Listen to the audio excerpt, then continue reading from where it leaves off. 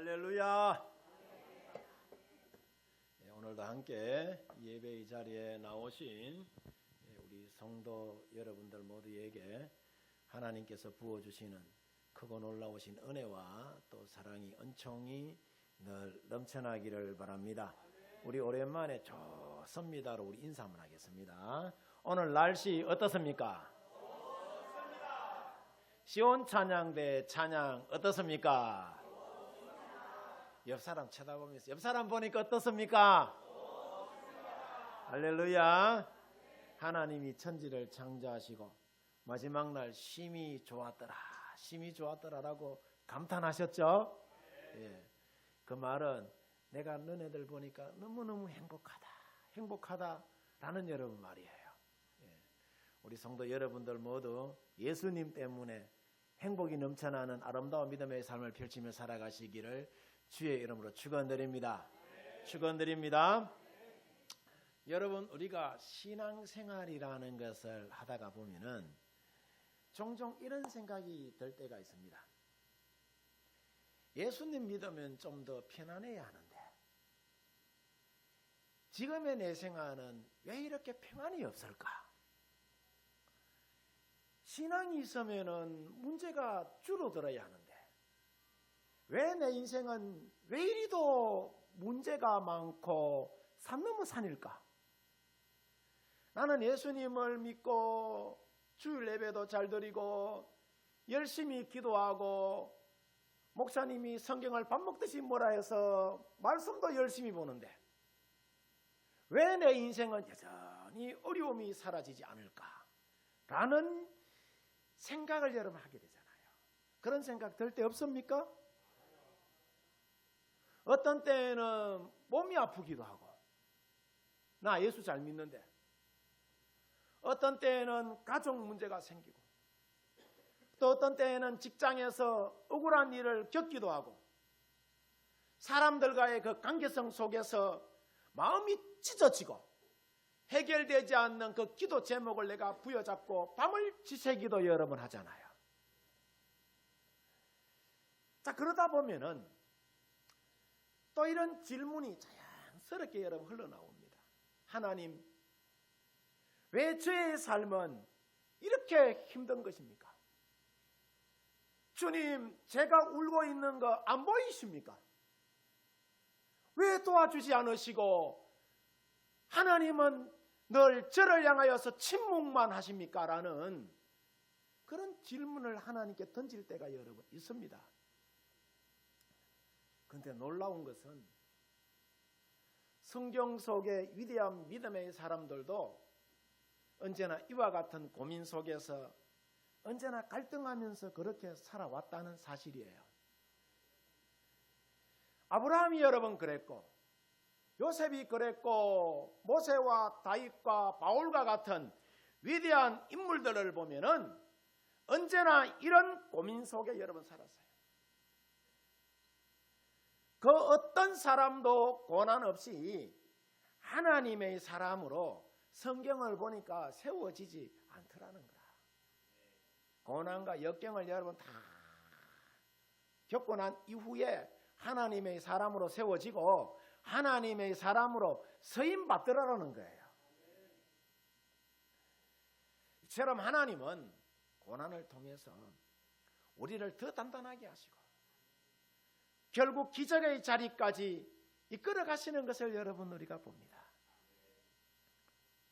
오늘 우리가 본문을 보면은 38년 동안 전혀 소망 없이 누워있던 병자가 등장합니다.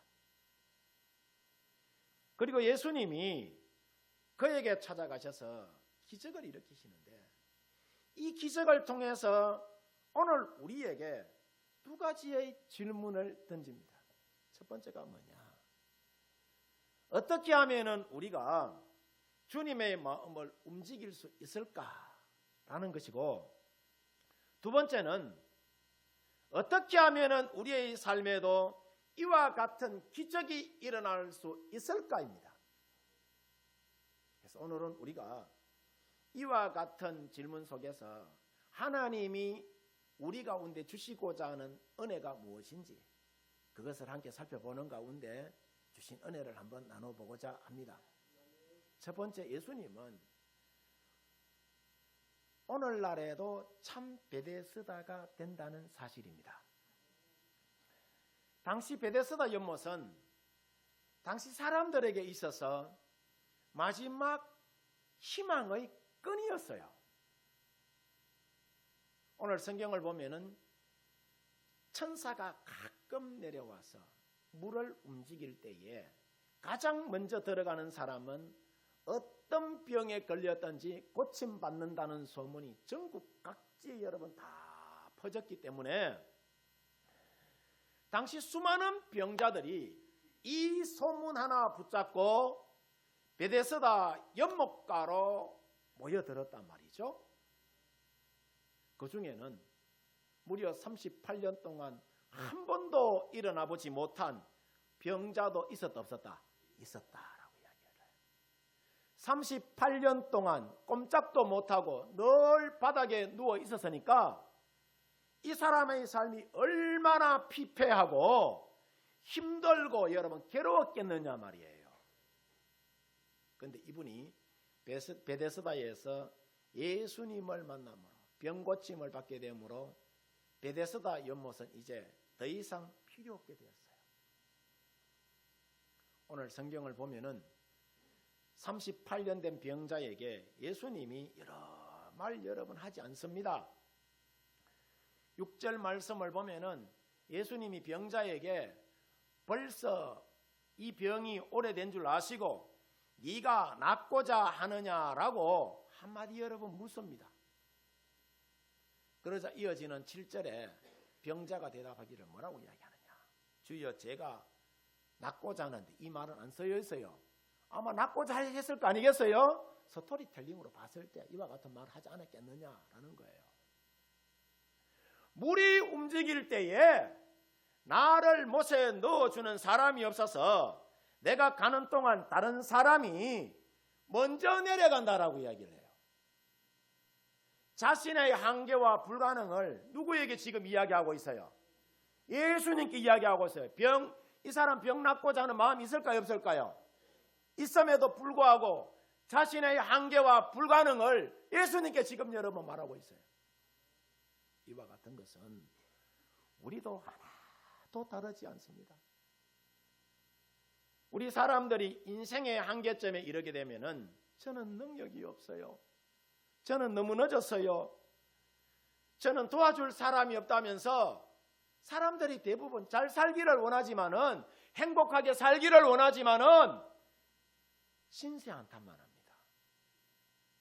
그런데 오늘 성경에 예수님이 38년 된 병자를 고칠 때 보면은 자, 네가 얼마나 많은 재산을 가졌느냐? 네가 얼마나 많은 권력을 가졌느냐? 네가 얼마나 많은 배움이 있느냐? 이런 조건을 여러분 보지 않습니다. 방법도 묻지 않습니다. 그저 말씀만 합니다. 8절 보면은요. 일어나 네 자리를 들고 걸어가라 라고 이야기해요. 걸어가라. 명령형이죠. 그러자 그 사람이 곧 나와서 자리를 들고 걸었다라고 이야기해요. 그래서 우리 인생의 기적이라는 것은 어떤 장소나 방법과 조건에 있지 않고 기적은 오직 예수님이 움직일 때에 일어납니다. 그래서 우리가 붙잡아야 될 것이 뭐냐? 베데스다 연못과 같은 어떤 방법이 아니라 우리 인생의 참 베데스다가 되시는 예수님 만나는 거예요. 예수님 만나면 내 인생이 여러분 풀려지는 거예요. 불행했던 인생이 행복한 인생이 되는 거예요. 치유와 회복의 역사가 그 가운데 여러분 일어나는 거예요. 누구 만나면은? 예수님 만나면. 두 번째, 주님의 마음이 움직일 때에 기적이 일어나더라라는 거라. 우리는 종종 여러분 이런 질문을 합니다. 살면서 나는 왜 기도해도 응답이 없을까? 왜 기적은 저 사람에게만 일어나고 나에게는 일어나지 않을까? 라는 질문을 여러분 할 때가 있어요, 없어요? 수도 없이 많습니다. 목사인 나도 여러 번 그래요. 오늘 성경에 38년 된 병자도 매번 여러 번 그랬을지 몰라요. 물은 움직이는 데에 늘 다른 사람들이 먼저 들어가잖아요. 오늘 본문을 보면은 기적이 매일같이 일어나는 것도 아니고 가끔씩 가물에 콩나듯이 천사가 와가지고 물을 움직일 때에만 뭐가 일어나요? 기적이 일어나더라는 거라. 그래서 사람들이 삶의 끈을 놓지 않으려고 여러분 그 자리에 모여드는 거예요. 오늘 성경에 38년 된 병자를 가만히 살펴보면은 이분이 베데스다 연못에 들어가지는 못했지만은 예수님의 마음을 움직였기 때문에 병에서 고침을 받고 그곳에서 뭘 경험해요? 하나님께서 베풀어 주신 기적을 경험하게 됩니다. 그렇다면은 여기서 질문이 하나 있어야 해요. 뭐냐? 우리가 무엇으로 주님의 마음을 움직일 것인가? 라는 질문이 여러분 있어야 되는 거 아니겠어요? 뭘로 여러분 주님의 마음을 움직이겠습니까? 성경은 세 가지 여러분 이야기합니다. 뭘 이야기하느냐? 첫 번째, 우리가 주님의 마음을 움직일 수 있는 방법이 뭐냐?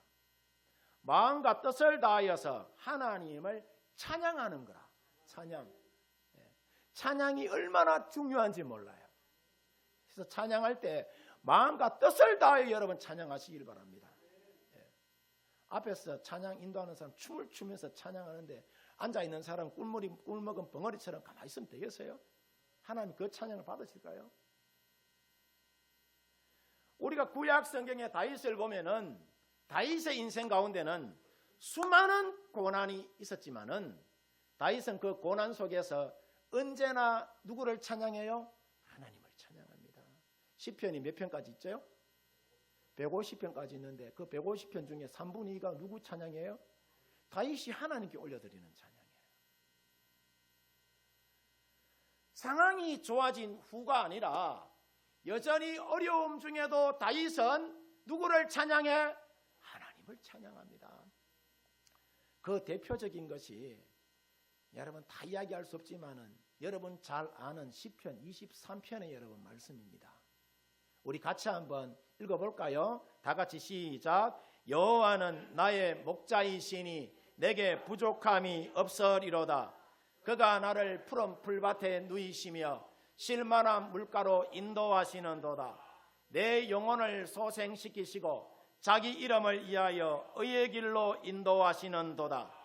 내가 사망의 음침한 골짜기로 다닐지라도 해를 두려워하지 않을 것은 주께서 나와 함께 하심이라. 주의 지팡이와 막대기가 나를 안위하시나이다. 주께서 내 원수의 목전에서 내게 상을 차려주시고 기름을 내 머리에 부으셨으니 내 잔이 넘치나이다. 내 평생의 선하심과 인자하심이 반드시 나를 따르리니 내가 여호와의 집에 영원히 살리로다. 아멘이십니까? 다윗이 이와 같은 여러분 시를 쓰게 된 배경이 여러분 뭘까요? 자, 그 배경을 여러분 제가 가르쳐 드릴게요. 한번 보세요. 우리가 다윗의 인생을 여러분 보면은 다윗이 하나님으로부터 기름 부음은 여러분 받았지만은 수많은 고난 속에서 이 다윗이 삽니다. 사울의 시기와 미움 때문에 오랜 시간 유대 강야와 이방 땅을 떠돌아다니면서 생명의 위협을 여러분 받기도 하고 블레셋과의 그 전쟁 속에서도 여러분 보면은 가족과 재산을 모두 잃을 뻔한 그런 위기를 다윗이 여러분 겪어요. 왕이 된 이후에도 다윗의 삶이 평안했을까요? 평안하지 않았어요.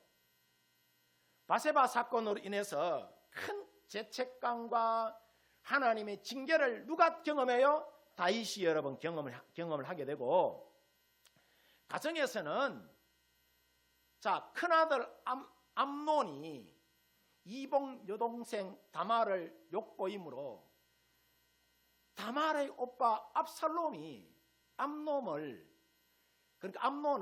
살해하고 아버지마저 쫓아내고 왕의 자리까지 여러분 오르게 하잖아요.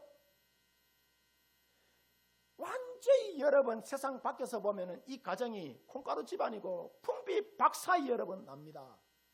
예. 여러분 같으면은 주님의 높고 이대하심을 이러면서 찬양하겠어요? 가정이 박살이 났는데, 그뿐만 아니라 일부 백성들의 여러분 발람과 시므이라는 신하의 저주로 왕으로서 모욕을 당하는 일도 여러분 있습니다. 이처럼 다윗은 이런 고난 속에서 두려움과 배신감과 외로움과 죄책감이 수도 없이 여러분 그 인생 가운데에 밀려왔지만은 여호와는 나의 목자이시니, 그럼에도 불구하고 여호와는 나의 목자이시니 내게 부족함이 없다면서 하나님께 눈물로 호소하며 믿음을 붙잡고 여러분 이 사람이 삽니다. 이런 다윗을 하나님이 가만히 뒀을까요? 위대한 성군으로 여러분 만들어 갑니다. 우리에게도 이와 같은 신앙의 결단이 있기를 주의 이름으로 축원드립니다. 환난이, 공고가, 핍박이, 어려움이, 역경과 질병과 저주가, 두려움이 우리 인생 가운데 물밀듯이 여러분 밀려온다 하더라도 우리가 상황을 바라보지 말고 믿음의 주여 또 우리를 온전케 하시니 예수님 여러분 바라보면서 믿음의 길을 걸어가면은 주께서 여러분의 인생을 행복하게 여러분 만들어 주실 줄 믿습니다. 그 다음 여러분 두 번째, 우리가 하나님의 마음을 움직일 방법이 뭐냐 하면은 간절한 기도라는 거야. 간절한 기도. 기도는 말을 많이 하는 것이 아니라 마음을 쏟아붓는 것이 여러분 그게 기도예요. 우리가 사무엘상 1장에 한나를 가만히 보면은 한나는 아이를 갖지 못해서 마음 깊이 큰 슬픔을 안고 있었고, 분인나의 끊임없는 조롱과 비교 속에서 한나는 늘 서름꾸디 속에 살아왔던 사람이에요. 남편의 사랑도 그 상처를 치유할 수 없을 만큼 한나의 마음은 언제나 외롭고 무거웠습니다. 누구에게도 털어놓을 수 없었던 이 한나는 결국 하나님께 나아가서 눈물로 간절히 기도합니다. 말소리조차 나오지 않을 만큼 한나의 기도는 영혼을 쏟아붓는 그런 기도였어요. 하나님께 자신이 받을 그 아들을 평생 바치겠다면서 서원까지 하고 여러분 하나님 앞에 기도하잖아요. 이렇게 한나가 간절히 기도하자 마침내 하나님은 한나의 간절한 그 울부짖음을 들으시고 한나에게 위대한 선지자요 제사장인 사무엘이라는 사람을 허락합니다. 이처럼 한나의 간절한 기도를 통하여 하나님은 그의 억울함을 응답으로 여러분 바꿔주셨고, 한나의 눈물은 기쁨으로 여러분 변했으며, 한나의 믿음은 하나님께서 기억하시는 믿음이 여러분 되는 것을 봅니다. 이처럼 우리가 간절히 기도하면은 누구의 마음을 움직이게 된다? 하나님의 마음을 움직이게 되는 거예요. 이는 힘으로도 되지 아니하고 능으로도 되지 아니하고 오직 뭘로 된다? 여호와의 신으로 된다라고 이야기하잖아요. 세 번째, 여러분 우리가 하나님의 마음을 움직이게 하는 방법이 뭐냐? 감동적인 헌신입니다. 우리가 구약 성경의 사르밧 가부를 보면은 이스라엘 땅의 가뭄으로 인하여서 모든 것이 부족한 시기에 하나님은 엘리야를 사르밧의 한 가부에게 보냅니다. 이제 가부는 마지막으로 먹고 죽으려 할 만큼 집에는 약간의 가루와 기름이 전부였어요. 그런데 엘리야가 대답 와서 하는 이야기가 사르밧 가부에게 그것 가지고 내부터 먼저 섬겨라라고 이야기를 해요. 여러분 같으면 하겠어요? 너 여러분 안 묻고 목사 주겠어요? 네. 떡을 만들어서 나를 먼저 섬겨라라고 이야기해요. 그래서 하나님은 약속대로 가부의 집에 있는 그 가루와 기름이 가뭄이 끝날 때까지 떨어지지 않게 합니다. 약간의 남은 그걸로 이제 마지막 먹고 죽으려고 하는데 그것 가지고 선지자를 섬겼더니 하나님이 마음에 감동을 받고 사르밧 가부의 가정을 축복한 거예요. 그 가부의 또 아들이 이상한 병에 걸려가지고 죽어요. 죽자 이 엘리야가 그 사르밧 가부의 집에 가서 하나님께 간절히 기도함으로 그 아이의 생명을 다시 여러분 회복시켜 줍니다. 이처럼 하나님은 우리의 조건이 아니라 뭘 본다? 진심을 보시는 분이라. 그리고 그 진심이 주님의 마음을 여러분 시키는 거예요. 감동시키는 거예요. 여러분 기적을 체험하기를 원하십니까? 그러면 하나님의 마음을 감동시키시기를 바랍니다. 세 번째, 이렇게 주님의 마음이 움직이면은 우리 인생도 움직입니다. 오늘 본문을 보면은 주님의 마음이 움직이니까 38년 된 병자가 일어나 어떻게 돼요? 걷게 됐다라고 이야기해요. 자, 놀라운 것은 38년 된 병자만 그런 것이 아니라 사도행전 16장에 바울과 실라를 보면 그들도 마찬가지라. 바울과 실라가 예수님 전하는 이유로 감옥에 갇히자 저들이 하나님을 원망하기보다 오히려 옥중에서 하나님을 찬양하자 하나님의 마음이 감동하고, 자, 하나님의 마음이 감동되니까 옥문이 열리고 저들을 묶고 있던 수갑이 풀리고 간수장이 회개하고 뭘 믿게 되었더라? 자, 복음을 믿게 되었더라. 예수님 믿게 되었다라고 이야기를 해요. 요한복음 6장에도 보면은 한 아이가 보리떡 5개와 물고기 2마리가 든 도시락을 먼저 가지고 누구에게 드려요? 자, 예수님께 여러분 드렸을 때에 예수님의 마음이 감동하여서 5,000명이 먹고도 남는 오병이어의 기적이 여러분 일어납니다. 이처럼 주님의 마음이 동하면은 우리 인생에 닫혔던 문이 열리고 막힌 길이 열리고 치유와 회복의 역사가 일어나는 것이고 우리가 상상하지 못한 일들이 우리 인생의 삶 가운데 펼쳐지더라라는 거예요. 그래서 우리가 찬송가 430장을 보면은 이렇게 여러분 노래합니다. 주와 같이 길 가는 것 즐거운 일 아닌가. 우리 주님 걸어가신 발자취를 밟겠네. 한 걸음 한 걸음 주 예수와 함께 날마다 날마다 우리 걸어가. 다시 한번 하겠습니다. 주와 같이 길 가는 것 즐거운 일 아닌가. 우리 주님 걸어가신 발자취를 밟겠네. 한 걸음 한 걸음 주 예수와 함께 날마다 날마다 우리 걸어가리. 아멘이십니까? 이처럼 신앙이라는 것은요, 갑자기 거대한 믿음을 갖게 하는 것이 아니라 우리가 주님과 한 걸음 한 걸음 걸어가는 것이 그게 여러분 신앙이요. 그 한 걸음 한 걸음 위에 주님의 일하심이 역사하심이 임하는 겁니다. 여러분, 우리의 삶에 필요한 것은 베데스다 연못이 아닙니다. 우리가 인생을 어떻게 살 것인가, 자, 물론 방법도 환경도 중요하지만은 이것보다 훨씬 더 중요한 것이 뭐냐? 참 베데스다이신 예수님이에요.